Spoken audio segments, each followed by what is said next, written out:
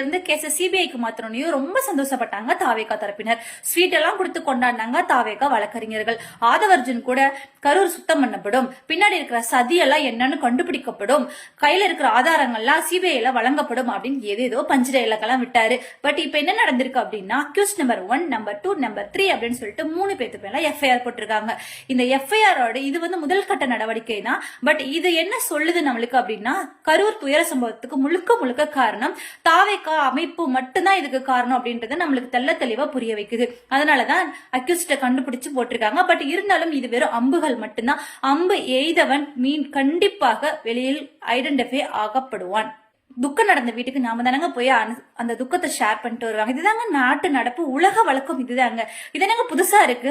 துக்கம் நடந்த வீட்டுல இருந்து அவங்கள பனையூருக்கு வர சொல்லி துக்கம் விசாரிக்கிறது. இது விஜய் ரொம்ப துக்கத்துல இருக்காரோ, இவங்க எல்லாம் போய் அங்க போய் துக்கம் வேண்டாம் அப்படின்னு சொல்லிட்டு ஆறுதல் சொல்லிட்டு வர போறாங்களோ. இந்த மானங்கிட்ட மக்கள் கண்டிப்பா இது போகவும் செய்வாங்க. அவங்களுக்காக நம்ம பேசலைங்க.